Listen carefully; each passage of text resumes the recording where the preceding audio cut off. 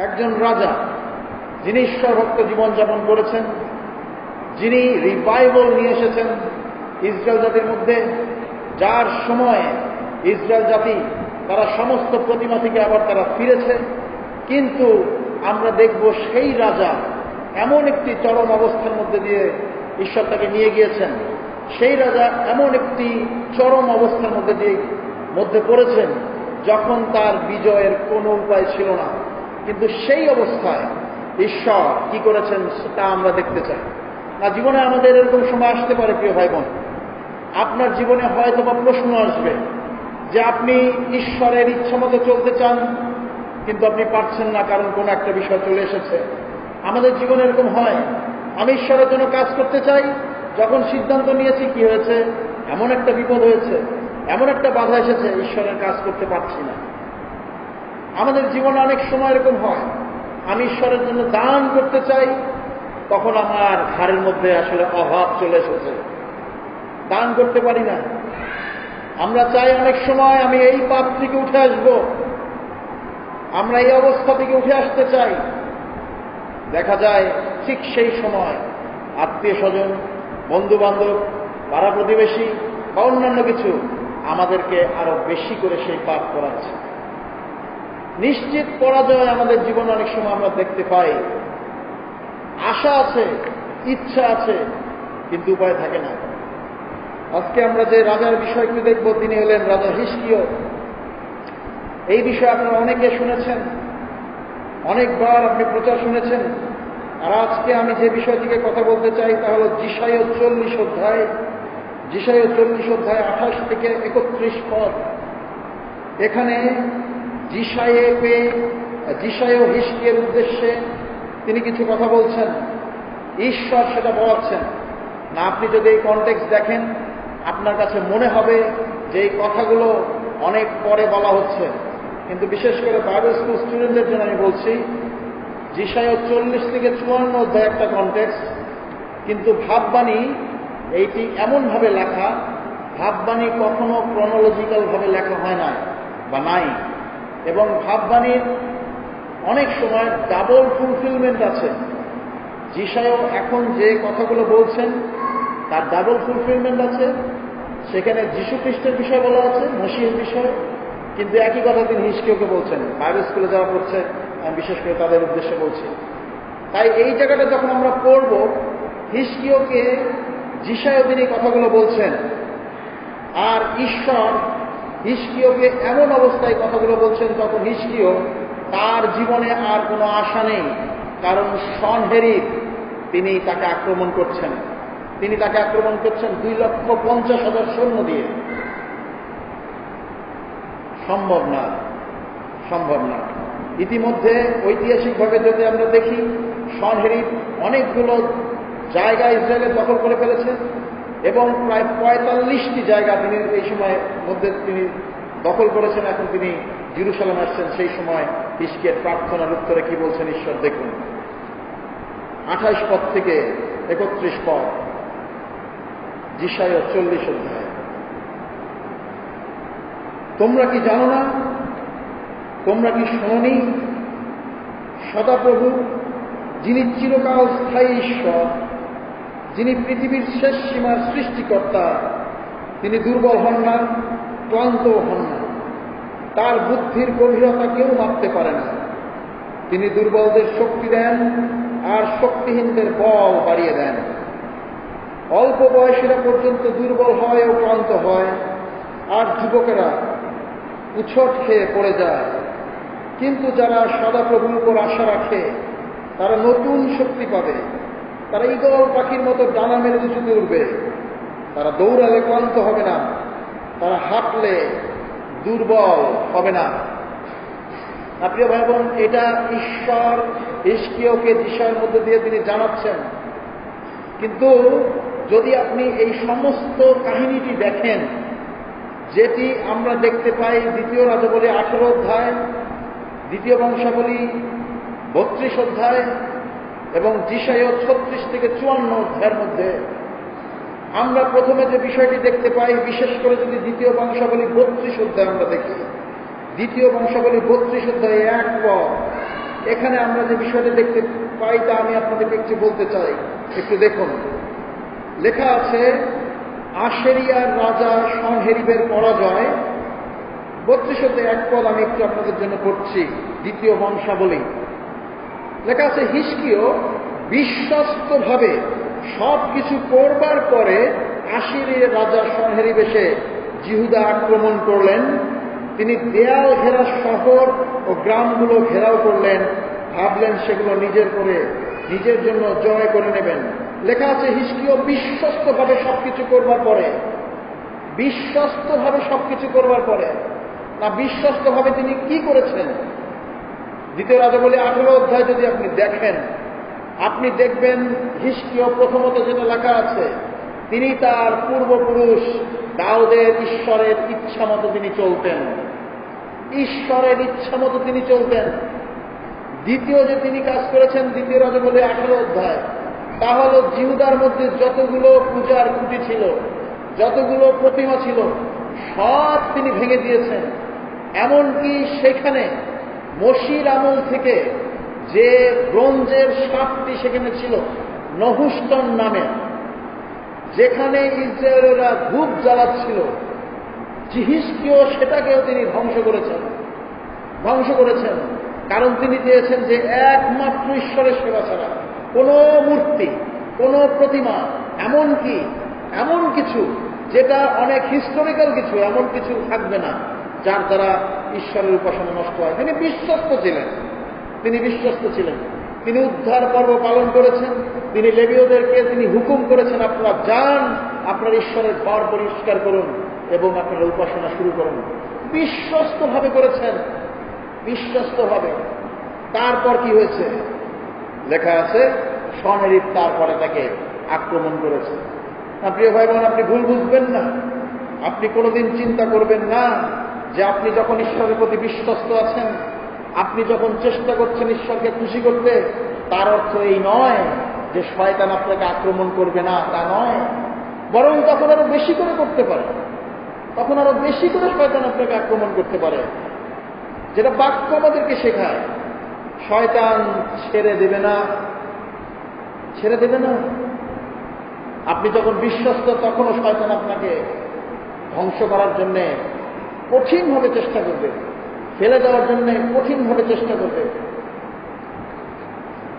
হিজকিয় যে কাজটি করেছিলেন, তিনি আশিরিয়ার রাজা সনহেরিবকে তিনি কর দেওয়া বন্ধ করেছিলেন। আর আশিরিয়ার রাজা সনহেরিব তিনি জিহুদা আক্রমণ করতে আসলেন।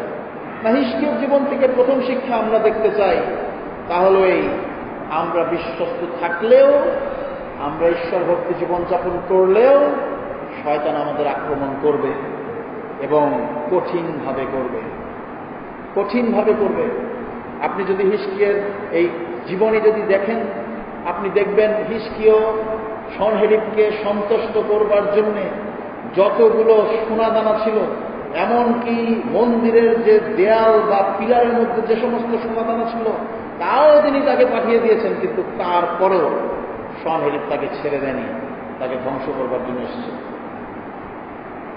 আপনি শয়তানকে সন্তুষ্ট করতে পারেন না প্রিয় ভাই বোন, যতক্ষণ শয়তান আপনাকে ধ্বংস করতে না পারে। আপনি শয়তানকে সন্তুষ্ট করতে পারেন না। এবং আজকে যদি আপনি মনে করেন আপনি নিজের ক্ষমতায়, নিজের শক্তিতে আপনি শয়তানের উপর জয়লাভ করবেন, আপনি বোকামি করছেন, আমি বোকামি করছি। সম্ভব না।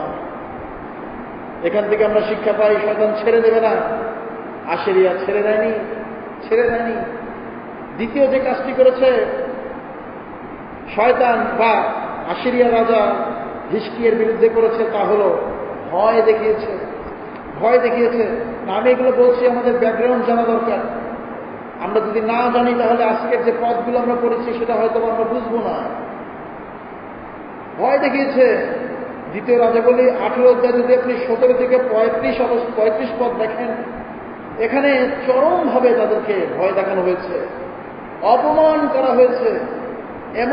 এমনকি বলা হয়েছে যে ঈশ্বরও তাদেরকে রক্ষা করতে পারবে না। দ্বিতীয় বংশাবলী 32 অধ্যায় 14 পদে লেখা আছে, তোমাদের ঈশ্বর কি আশিরিয়ার রাজা থেকে তোমাদের রক্ষা করতে পারবে? পৃথিবীর কেউ পারে নাই।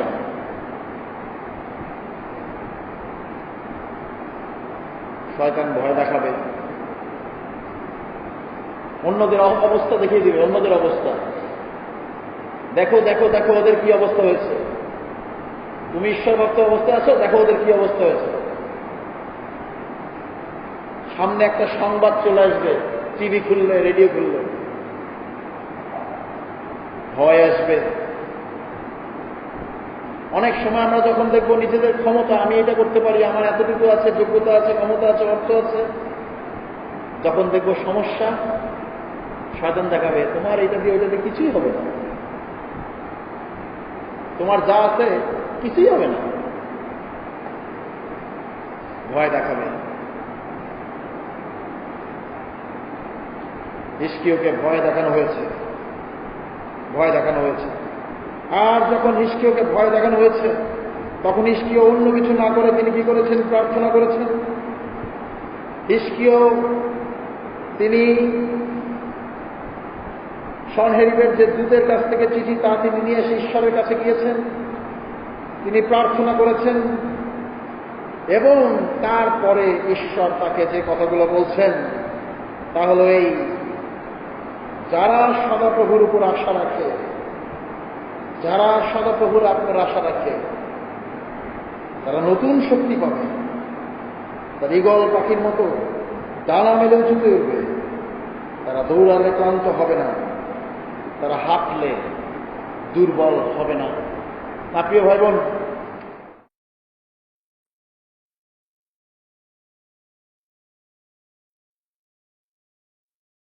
আমি আজকে কোনো পয়েন্ট বলছি না, কোনো পয়েন্ট নেই আজকে প্রচারে, শুধু ন্যারেটিভ বলতে পারেন, এক পয়েন্ট।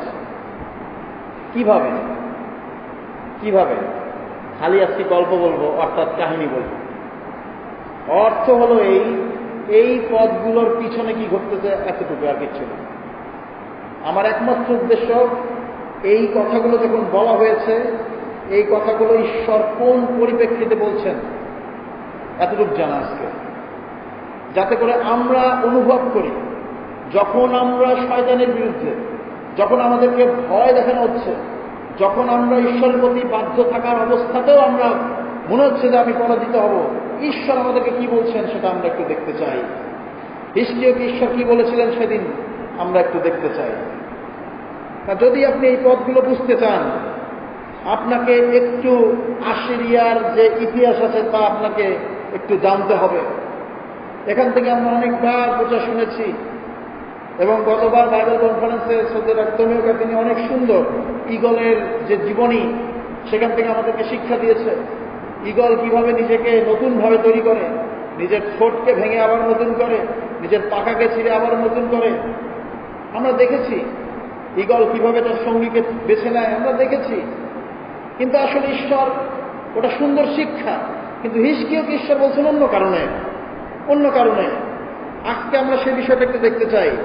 আশেরিয়া বা সনহেরিব পৃথিবীর মধ্যে যতজন রাজা ছিলেন, যত নির্মম বা কঠিন রাজা ছিলেন, তার মধ্যে ছিলেন অন্যতম আশেরিয়া। এমন কিছু জিনিস তারা উদ্ভাবন করেছে যা পৃথিবীতে এর আগে কখনো হয়নি, বরং আশেরিয়ার পরবর্তীতে অন্যেরা সেই সমস্ত জিনিসগুলোকে তারা গ্রহণ করেছে।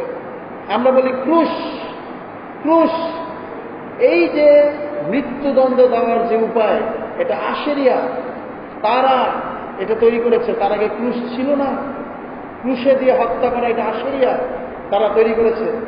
এছাড়াও আশেরিয়া আর কি করেছে জানেন?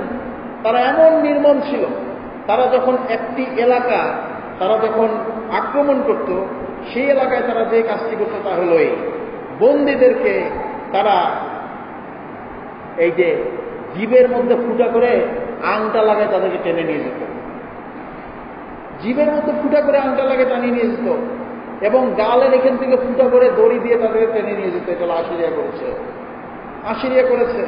আর এই জন্য ঈশ্বর তাদেরকে বলেছিলেন যে তোমার চোয়ালে আমি আংটা লাগাবো। ঈশ্বর তাদেরকে বলেছেন, আপনি যদি পরবর্তীতে দেখেন, আপনি দেখবেন এগুলো বাইবেলের লেখা রয়েছে, যিশায়া 37-29 পদে আশিরিয়াকে ঈশ্বর বলছেন তোমার চোয়ালে আমি আংটা লাগাবো। এই কাজটা তারা করত। আশেরিয়া এত নির্মম, এত নির্মম না। বাইবেলে যে কথাগুলো লেখা আছে প্রায় সময়ই ওটার একটা ঐতিহাসিক প্রেক্ষাপট আছে, সবসময় সেটা রূপক তা নয়।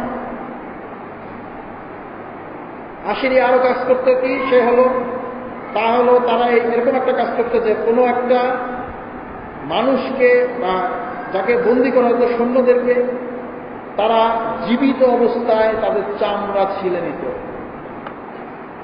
জীবিত অবস্থায় তাদের চামড়া ছিলে নিত এবং সেই চামড়াগুলোকে গাছের ডালে ডালে ঝুলিয়ে রাখত, দেয়ালের উপরে ফেলে রাখত, অন্যদেরকে দেখানোর জন্য যে দেখো তোমরা যদি আশিরিয়ার বিরুদ্ধে আসো তাহলে তোমাদের এই অবস্থা হবে। এত নির্মম, এত নির্মম। আশিরিয়া আরো যে কাজটি করতে তা হলো তারা এক ধরনের মৃত্যুদণ্ড দ্বারা কার্যকর করেছিল, তা হলো অর্থাৎ সনহেরিবের সময় যে একজন বন্দীকে যদি সে অবাধ্য হতো তখন 10 ফিট উঁচু একটা খুঁটি গাড়া হতো মাটির মধ্যে, যার খুঁটিটার মাথাটা চোখা করা হতো, অর্থাৎ এরকম একটা গাছের কাণ্ড যার মাথাটা চোখা, এবং ওই চোখা মাথার উপরে যাকে বন্দী করা হয়েছে তাকে উবুর করে রেখে তার হাতটা এমনভাবে বেঁধে দেওয়া হতো যাতে করে সে সেখান থেকে বের হইতে না পারে। কি হতো জানেন? ওই যে চোখা মাথাটা আছে আস্তে আস্তে আস্তে সেই লোকটা ওর ভিতরে ঢুকে যেত, মরে যেত নির্মম ভাবে। যার যত ওজন বেশি সে তত তাড়াতাড়ি মারা যাবে। কিন্তু তাদেরকে নামানো হতো না, সেখানে মরে গেছে, ওখানে আছে। আস্তে আস্তে কি হতো, সেই যে শরীরটা কালো রঙের একটা কালো হয়ে যেত আর কি, এবং গলে গলে পড়তো, পশু পাখি খেত। এগুলোকে বলা হতো কি জানেন? Black forest. অর্থাৎ তারা এত খুঁটি গেড়েছে, এত মানুষকে ঝুলিয়ে মেরেছে, যেখানে দূর থেকে দেখলে মনে হচ্ছে একটা কালো একটা জঙ্গল। ঐতিহাসিকরা বলছেন যে তারা প্রায় 2.5 মিলিয়ন পিপল, আশিরিয়া প্রায় 25 লক্ষ মানুষকে তারা এইভাবে মেরেছে। এবং ঐতিহাসিকরা বলছে 60 বছর তারা 4 মিলিয়ন পিপল, অর্থাৎ 40 লক্ষ লোককে তারা দাসত্ব করতে বাধ্য করেছে, এবং যারা কথা শোনেনি তাদেরকে এভাবে তারা মেরে ফেলেছে। আশিরিয়া, সনহেরিব।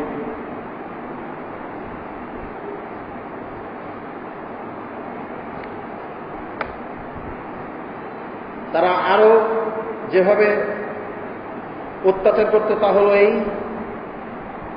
যে ঘোড়া দিয়ে মানুষকে বেঁধে ঘোড়া ছুটিয়ে দিত, তারপরে মানুষকে 2টি ঘোড়া দিয়ে বেঁধে তারপরে মানুষকে ছিঁড়ে ফেলতো। এগুলো সব আশিরিয়ার ইনভেন্টেড, এবং সারা পৃথিবীকে তারা তাদের আয়ত্তে আনার জন্য তারা চেষ্টা করেছে। এই জন্য তারা কি করেছে? দাস নিয়ে এসছে, দাসদের দিয়ে নৌকা বানানো হোক, বিল্ডিং বানানো হোক, রাস্তা বানানো হোক, সব কিছু তারা তাদেরকে দিয়ে ব্যবহার করেছে। আশিরিয়া, এটা ছিল তাদের অত্যাচারের যে ধরন।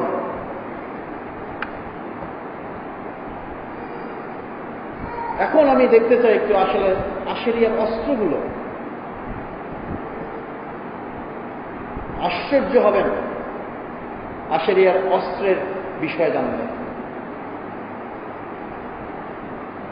আশিরিয়া প্রথম যে লোহার ব্যবহার করে তারা শুরু করে, লোহার ঢাল তলোয়ার ছিল, কিন্তু লোহার যে অন্যান্য ব্যবহার সেটা আশিরিয়া শুরু করে। তাহলে তারা প্রথম লোহার জুতা এবং লোহার মুখোশ বানানো শুরু করে। অর্থাৎ যারা আর্মি, আশিরিয়ার যারা সৈন্যদল, তাদের জন্য লোহার জুতা এবং লোহার মুখোশ তারা প্রথম বানায়।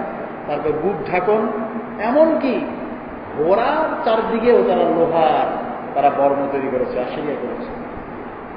আপনি যদি সার্চ করেন আপনি পাবেন আশিরিয়ার কিছু কিছু ছবি, যে তাদের সৈন্যদলের কিছু ফেস মাস্ক, তারপরে ঘোড়ার চারিদিক দিয়ে যে বর্ম, এগুলো আপনি দেখতে পারবেন। এবং কিছু কিছু বর্ণনা আছে যারা যারা এক্সকাভেশন করে, অর্থাৎ যারা মাটি ঘুরে ঘুরে বের করতেছে যে সমস্ত বিষয়গুলো, তারা দেখছে এই সমস্ত বিষয়গুলো। লোহার মুখোশ, লোহার বর্ম, লোহার জুতা, লোহার পোশাক, ঢাল, তরোয়াল বিভিন্ন রকমের। এবং তাদের ঘোড়া, এই ধরনের ঘোড়াগুলো বড় এবং অনেক শক্তিশালী, লোহা দিয়ে তৈরি এবং ট্রেন। দ্বিতীয় রাজবলি 18-23 পদের জন্য তারা আশেরিয়ার খোলার দরকার নেই সব পদ। আশেরিয়ার যে দূত রবসাগী, তিনি বলছেন যে আমরা 2000 ঘোড়া দিচ্ছি, আপনারা লোক পাঠান, দেখেন চড়াইতে পারেন কিনা। তাদের ঘোড়াতে চড়েও বলবেন, এত বড় বড় ঘোড়া, এমনভাবে সুসজ্জিত। আশেরিয়া আরেকটি যন্ত্র তারা তৈরি করেছিল, তা হল এই যে কামান, অর্থাৎ আমাদের এখন যেগুলো কামান আমরা জানি ওই কামান না, কিন্তু কামানের কনসেপ্ট তৈরি করেছে আশেরিয়া। কেমন জানেন? এরকম বড় লাঠি, এরকম বড় একটা জিনিস যেটা ঘুরবে, এখানে হ্যান্ডেলের মতো আছে, এখানে একটা বড় পাথর থাকে, এটাকে তারা টান দিয়ে ঘুরাবে, এটা দিয়ে এগিয়ে যাবে। কিসের জন্য এটা বানাতো? যে কোনো একটা শহর আক্রমণ করার সময় সে শহরের উপর চারিদিকে যে বড় বড় ওয়াল ছিল, এই ওয়ালের উপর দিয়ে যেন সেই গোলাটা, সেই পাথরটা দিয়ে তাদের বাড়িঘর ধ্বংস করতে পারে এবং শহরের যে বড় গেট আছে সেটাকে যেন ভাঙতে পারে। এই কামান, এটা আশেরিয়া তৈরি করেছে। আশেরিয়া আরেকটি কাজ করছে, তা হলো আমরা এখন বর্তমানে লিফট ব্যবহার করি। লিফট, আশেরিয়া লিফট বানাইছিল। কিভাবে বানাইছে জানেন? শহরের যে কোন একটা শহরে ঢুকতে গেলে যে বড় বড় ওয়াল আছে, তারা যে তৈরি করেছে তা হলো বাইরে থেকে দেখলে মনে হবে একটা হলো জাস্ট একটা ঘর, তার মধ্যে চাকা আছে, ঘোড়া দিয়ে হোক গরু দিয়ে হোক সেটাকে তারা ঠেলে ঠেলে টেনে টেনে নিয়ে এই দেওয়ালের পাশে রাখত। কিন্তু আসলে ওর ভিতরে ওই মানুষ দিয়ে টানা লিফটের মতো, সৈন্যরা দাঁড়াবে, অন্যরা টান দেবে, এরা একটা লাফ দিয়ে উঠে যাবে, লাফ দিয়ে উঠে যায় দেওয়ালের উপরে। অথবা সিঁড়ি, ছাদ আছে, সাইডে আছে, তীর ধরুন মারলেও কিছু হয় না। নতুন নতুন, অর্থাৎ ঐতিহাসিকরা বলছে যে এই যে সনহেরিব, ইনি যত অস্ত্র তৈরি করেছেন, অর্থাৎ তার আইডিয়া থেকে, যেটা আগেও কখনো হয়নি এবং সবসময় অত্যাধুনিক।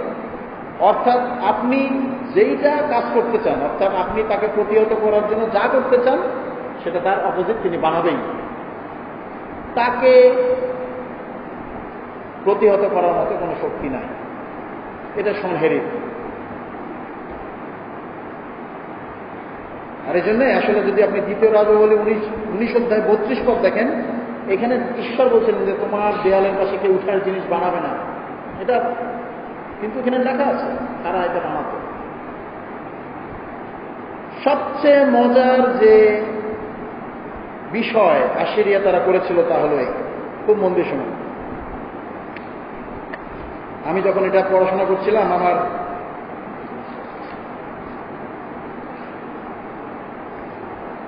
চোখ খুলে যাওয়ার মতো অবস্থা হয়েছে এই পদের বিষয়ে।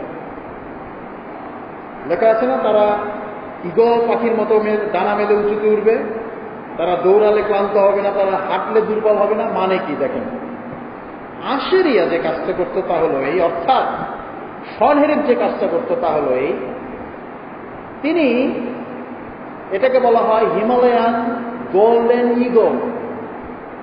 এই পাখি, এই ঈগল পাখি তিনি নিয়ে গিয়ে তিনি ব্রিডিং করছেন, অর্থাৎ বংশ বিস্তার করেছেন। কতগুলো তার ঈগল ছিল জানেন? 7000। সনহেরিবের 7000 ঈগল পাখি ছিল। এবং যে প্রজাতির কথাটা আমি বললাম, যেটা হলো হিমালয়ান গোল্ডেন ঈগল, এটা হলো ঈগলের মধ্যে সবচেয়ে বড় প্রজাতি, যেটি ডানা দুপাশে মেললে সর্বনিম্ন 8 ফিট হয় এবং 8 থেকে 12 ফিট বড় হইতে পারে। আপনি যদি ইউটিউবে বা কোথাও দেখেন, দেখবেন কিছু কিছু বড় ঈগল ছাগলকে উঠে নিয়ে চলে যাচ্ছে, আছে না? ছাগল, ভেড়া, খরগোশ এগুলোকে উঠে নিয়ে চলে যাচ্ছে, দেখবেন। হিমালয়ান গোল্ডেন ঈগল 7,000 তিনি প্রস্তুত করেছেন। সনেরিপ যেটা করেছে তা হলো এই যে ঈগল পাখিগুলোকে তিনি ব্রিডিং করেছেন, তাদেরকে ট্রেন করা হয়েছে, তাদেরকে শিক্ষিত করা হয়েছে। কি শিক্ষিত করা হয়েছে জানেন? এই যে ঈগল পাখিগুলো, তাদের পায়ের মধ্যে চামড়া দিয়ে একটা ছোট্ট এরকম একটা বলের মতো লোহার বল বেঁধে দেওয়া হয়, এবং এই লোহার বলের সাথে চামড়ার একটা দড়ি বাঁধা হয়, মোটামুটি যেটা 30 ফিট বা 40 ফিট উঁচু এরকম হবে। আর ওই দড়িটার এক পাশে যে সৈন্য একটা আছে, সৈন্যের হাতের মধ্যে বেঁধে দেওয়া হবে। সৈন্যটা এভাবে ঈগলটাকে নিয়ে হাঁটে। পরবর্তীতে কি করে, 7,000, আমি 1-2 দিন বলতেছি না, এদেরকে এমনভাবে ট্রেন করা হয়েছে যে ঈগলটা সে এরকম প্রায় 40 ফিট, 80 ফিট বা যেতে হোক, সে উপর দিয়ে সে উঠবে, এত এত বড় ডানা। এই যে হাতের মধ্যে যে সৈন্যটার দড়িটা বান্ধা আছে, এই সৈন্যটা কিভাবে তখন লেভারেজ পায়? অর্থ হলো এই যে এই ঈগলটা একে সামনে দৌড়ানোর জন্য বা আগানোর জন্য সাহায্য করতেছে। অর্থ হলো এই সৈন্যটা এখানে একটা পা দিবে এবং জাম্প করবে, দেখা যাচ্ছে যে ঈগলটা ওকে উঠায় ভাষায় নিয়ে যাবে, 10 বা 15 বা 20 ফিট পরে এই সৈন্যটা আর একটা পা ফেলবে। অর্থ হলো যদি আপনি 20 কিলোমিটার যান, যেটা ওই ইয়ারা বলতেছে, যারা রিসার্চ করেছে, যে প্রায় 20 কিলোমিটার পর্যন্ত তারা এভাবে কিছু সময়ের ভিতরে চলে যেতে পারে। চিন্তা করছেন স্বনির্ভর বুদ্ধি। এখন এই ঈগলগুলোকে এমনভাবে ট্রেন করা হয়েছে যে তারা যাবে এবং একে উঠায় নিয়ে যাবে, নিয়ে যাবে। আর এইভাবে করলে এই সৈন্যরা প্রথমত তারা দ্রুত গতিতে যাবে, দ্বিতীয়ত তারা ক্লান্ত হবে না, এবং ছোটখাটো যে সমস্ত খাল আছে বা নদী আছে বা মানে গর্ত আছে, কোনটাতে তো পা পড়ে না, এখানে একটা পা দেবে, লাগবে, এখানে একটা পা দেবে, এখানে একটা পা দেবে। 700 ঈগল পাখি সহ 2,50,000 লোক জেরুজালেম আক্রমণ করতে এসছে, এবং সেই সময় হিজকিয়া দেখছে তার শহরের চারদিক দিয়ে ঈগল পাখি উঠছে। সে জানে এখানে আশিরিয়া আছে, সে জানে।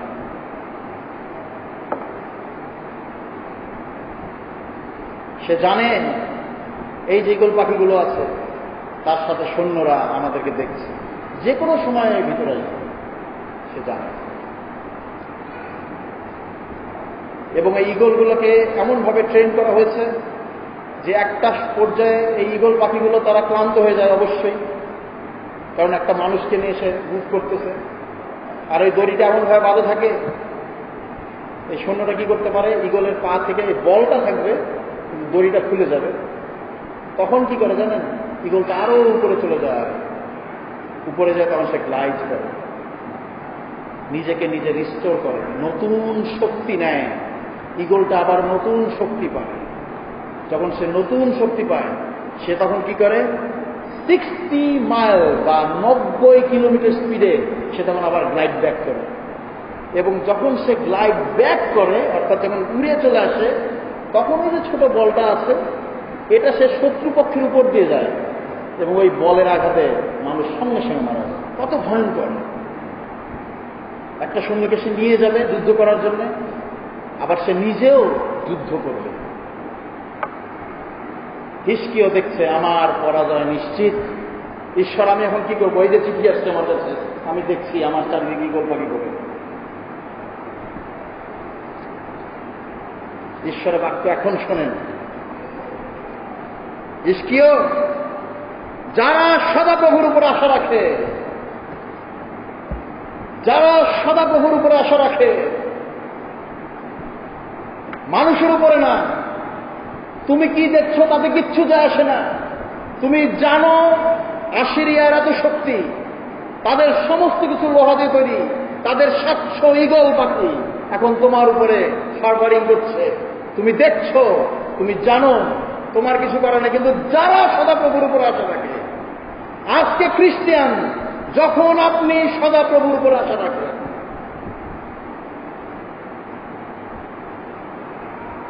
এখানে যে আশা রাখেন কথাটা আছে না, এটা খুব সুন্দর একটা কথা। হিব্রু ভাষায় যেটার অর্থ হলো আঁকড়ে ধরে, যে শব্দটা আছে যার অর্থ ইংলিশে বলে ওয়েট ফর দ্য লর্ড, কিন্তু যার অর্থ মূলত আঁকড়ে ধরে। যারা সদাপ্রভুকে আঁকড়ে ধরে,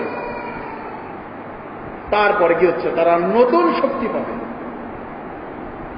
কি লেখা আছে? তারা ঈগল পাখির মতো ডানালে উঁচুতে উঠবে, তারা দৌড়ালে ক্লান্ত হবে না, তারা হাঁটলে দুর্বল হবে না।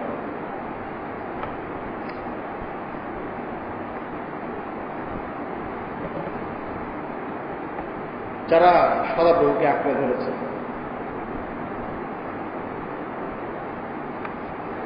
কারণ কি? ওই যে ঈগলটা উপরে উঠছে, তার শক্তিতে সৈন্যটা তাই সে দৌড়াচ্ছে। কিন্তু সদাপ্রভু লেখা আছে তিনি তো দুর্বল হন না, ক্লান্ত হন না। 28 পদে শেষে লেখা আছে তিনি দুর্বল হন না, ক্লান্ত হন না। ওই যে ঈগলটা দেখছো, ওটাকে যে আঁকড়ে ধরে আছে, ঈগলটা ক্লান্ত হবে, দুর্বল হবে, এবং এও দুর্বল হবে, ক্লান্ত হবে। সদাপ্রভুকে তুমি ক্লান্ত করতে পারো না। সদাপ্রভু ক্লান্ত হবেন না, লেখা আছে। যারা সদাপ্রভুকে আঁকড়ে ধরে আছে তারা নতুন শক্তি পাবে। এবং আজকে আপনার আমার সামনে কত বড় আশ্চর্য আছে, কিছু যায় আসে না। কত বড় শয়তান পিছু নিয়ে আসছে, তাতে কিছু যায় আসে না। আপনি কিসের সামনাসামনি হচ্ছেন আমি কিছু জানতে চাই না। কত বড় পাপে পড়ে গেছেন, উঠতে যাচ্ছেন, পারছেন না, আমি জানতে চাই না। যারা সদাপ্রভুর উপরে আশা রাখে, যারা তাকে আঁকড়ে ধরে আছে, তারা নতুন শক্তি পাবে। তারা দৌড়ালে ক্লান্ত হবে না, তারা দুর্বল হবে না।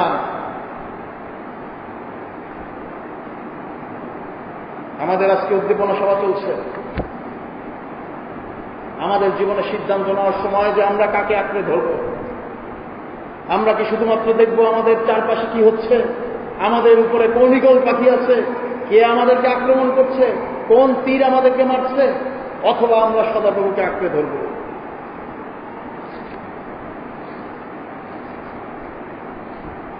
অনেক অহংকার নিয়ে এসেছে আশেরিয়া। তারা বলেছেন তোমাদেরকে বন্দী করবো, করা লাগাবো, খারাপ খারাপ কথা তারা বলেছে, ঈশ্বরের নিন্দার কথা তারা বলেছে। কিন্তু ঈশ্বর বলছেন যারা সদাপ্রভুর উপর আশা রাখে। কি হয়েছিল সেদিন জানেন? যখন এই বাক্য প্রকাশিত হয়েছে, তারপরে আমরা যেটা জানি, আমি আগে বলেছি, পাপবাণী পুস্তক ক্রমালজিভাবে লেখা নাই, তাই আগের অধ্যায়টা দেখা যায়। লেখা আছে 37 অধ্যায় 36 পদে, 37 অধ্যায় 36 পদে, যিশাইয় 37 অধ্যায় 36 পদে লেখা আছে, তারপর সদাপ্রভুর দূত বের হয়ে আশেরিয়ার ছাউনির 1,85,000 লোককে মেরে ফেললেন। পরদিন সকালবেলা লোকেরা যখন উঠল, তখন দেখা গেল সব জায়গায় কেবল মৃতদেহ। একটা সৈন্যের একটা তীর ছোড়া লাগেনি, একটা সৈন্যের একটা আঘাত করা লাগেনি, প্রস্তুত হতে হয়নি। সদাপ্রভুর দূত একজন এই কাজ করেছে। কেন হয়েছে? যারা সদাপ্রভুর উপর আশা রাখে। হিজকিয়া ঈশ্বরের উপরে আশা রেখেছেন, ঈশ্বর তাকে বিজয় দিয়েছেন। না, তার জীবনে এটা এসেছে কেন? ঈশ্বরের দিয়েছেন পরীক্ষা হিসেবে, তার বিশ্বাস বাড়াবার জন্য, যেন সাক্ষ্য হয় আমাদের জন্য। আমরা যেন জানি আমাদের জীবনে কি আসবে আমরা জানি না। প্রিয় ভাই বোন, আপনার জীবনে কি আসবে আপনি জানেন না, কিন্তু যারা সদাপ্রভুকে আঁকড়ে ধরে থাকে তারা ক্লান্ত হবে না, তারা দুর্বল হবে না, তারা নতুন শক্তি পাবে, নতুন শক্তি পাবে।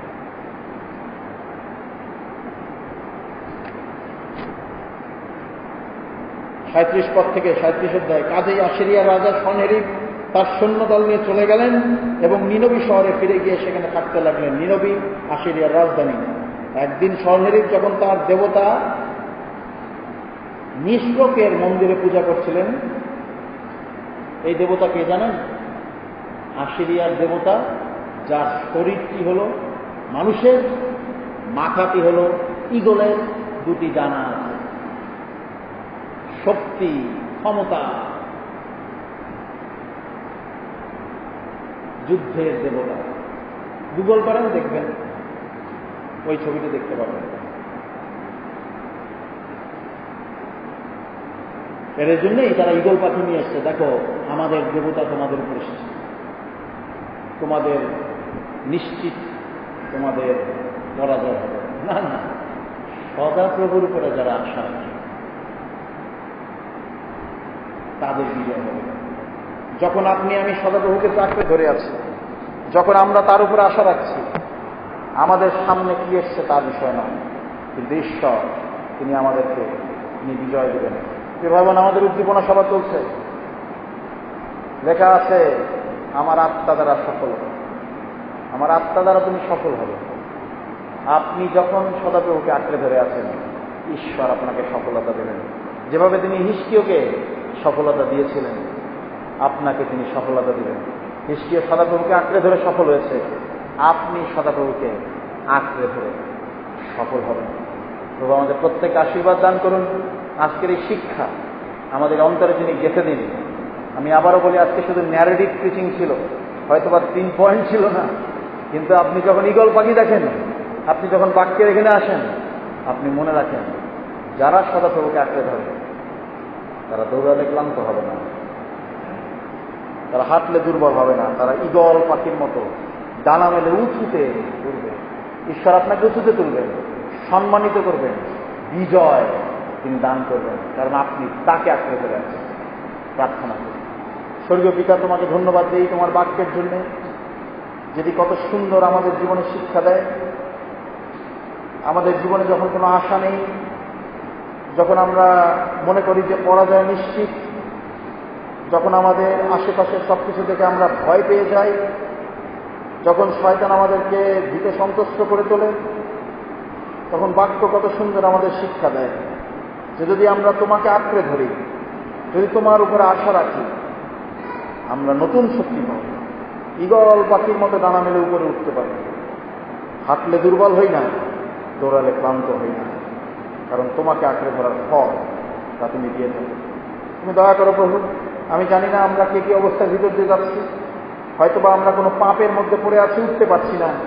আজকে আমরা তোমায় আঁকড়ে ধরে থাকতে চাই, তুমি আমাদেরকে সেখান থেকে উঠাও।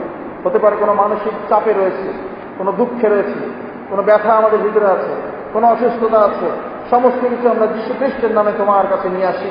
তুমি দয়া করো, তুমি আশীর্বাদ করো। আমরা তোমাকে আরেকটি বার আঁকড়ে ধরতে চাই, তুমি আমাদের বিজয় দান করো।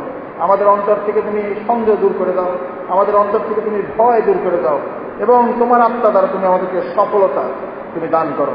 যেভাবে তুমি হিজকিয়াকে সফলতা দিয়েছিলে, আমাদেরও তুমি সফলতা দাও, যাতে করে আমরা মানুষের কাছে সাক্ষ্য দিতে পারি যে আমি ঈশ্বরের আত্মা দ্বারা সফল হয়েছি। তুমি সাহায্য করো। এই উদ্দীপনা সভাকে তুমি আরো আশীর্বাদ দান করো। আমাদের অন্তর তুমি খুলে দাও, বাক্য শ্রবণ করতে আশীর্বাদ দান করো। কারণ এই প্রার্থনা প্রভু যীশু খ্রিস্ট আমরা তোমার নামে ভিক্ষা চাই। আমেন।